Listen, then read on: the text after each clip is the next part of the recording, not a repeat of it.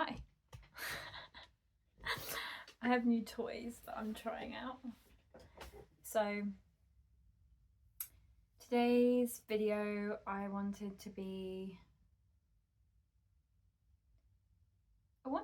a dance video, and in the middle of my calls today I filmed a dance video, and it's just a silly thing of me, and all I could see when I went to upload it was, well, firstly there was music, so I was like, this might be an infringement of copyright. And the second thing was I couldn't stop judging my body.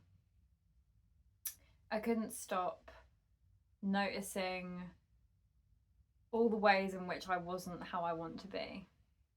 And that, for me, it isn't an everyday occurrence the way it used to be, but it is still a part of my life. I've worked a lot around how to be more confident with my body. And it started, I manifested as a child polycystic ovaries, polycystic ovarian syndrome, and I actually remember how my thought process led me to that point, which I think is a story for another day. But I remember being told that I couldn't have children at a very young age. I have since got pregnant and chose not to keep it, so it's not true. But basically, for a very long time, especially like in my late teens, my early 20s, I was a lot bigger than I was eating, for example. Like, it was all about my relationship with food, and since I've become more aware and conscious, I'm a lot more knowledgeable on how it's basically the digestive system. It's how we're feeling about what we're eating. It's how we're feeling as we're eating. It's what we're talking about as we're eating. It's the energy and vibration that we're feeling about the food in general. The energy that the food is cooked in. So many different things, right? But essentially everything is energy. And so when I became a bit more aware, I'd been studying yoga on and off since I was about 14. And when I became aware of being able to change my thoughts, and I noticed the connection making a real difference in my body and the things that I was drawn to eating. I was doing like hypnotherapy since I was about 14 as well, with Paul McKenna, I Can Make You Thin. And it was basically, it wasn't as bad as it sounds. It was more about like rewiring your brain to want to eat healthy, to eat fruits and vegetables, and actually like for your body to be craving it quite loudly so that you couldn't ignore it anymore. I still think it's part of the reason why I found this part of my life a lot easier with food, because I made that preparatory step. And essentially what happened over the course of my years of fasting and experimenting and trying loads of different diets and loads of different things was I cured myself of multiple allergies: peas, lentils, pulses, nuts, bananas, my entire now diet, lentils, everything I couldn't eat. I gave up meat finally. I'd been manifesting that since I was quite young as well. My uncle used to be, well, still is, he's a vegan now, but he was vegetarian. My brother went vegetarian, my cousins are vegetarian. I really wanted to be vegetarian, but I couldn't eat half of the diet.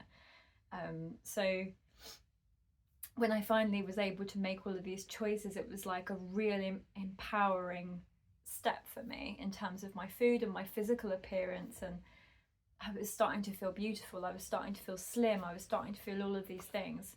And I have always been a very active person. I was a dancer for a long time, ballet, and if anyone that has done ballet, they know how brutal the teachers can be with your weight and other such things. So I have had quite a journey, and this morning I like to practice naked yoga because I feel it connects me to my body and it allows me to see myself from different angles and fall in love with those angles and send myself love. And it's a practice that I do. I do yoga every day, but I try to do naked yoga at least once or twice a week. And so as I filmed the video, I was wearing just like a little croppy, well, a crop top. And even though I'm so much further than I was in terms of my mindset towards it, and even in terms of like, basically polycystic ovaries makes you gather a lot of extra weight. You have a lot of extra testosterone in your body, mainly around the middle. And even though I've been lucky and I have an hourglass figure, there's still like, there's a noticeable difference considering the amount I eat, the amount I exercise, etc., etc. A lot of it is the mindset towards it, which is slowly changing. And I just kind of had this realization, what if I could just love myself? And then that made me feel sad, because I felt like that part of me that's trying to keep me safe, that part of me that's like, well, if I just criticize, then I'll be loved, then I'll be more beautiful, then I'll be slimmer, then I'll be more myself, then I'll feel like the effort I'm putting in is visually expressed, is visually seen. And not really for anyone else, like it's actually, at this stage of my life, very much self-motivated. And even with that awareness, it can be a challenge. However, I'm in a beautiful container at the moment where we do a lot of mind training programs, and we're doing a lot about bringing energetic blocks up to release them. And this is going to be the theme of my meditation today, or my first block, and I'm kind of delving into those beliefs a little bit to bring them up and feel them and release them, along with a very activating relationship that happened a few years ago that I was recently reminded of, and realised I have some blocks around it still.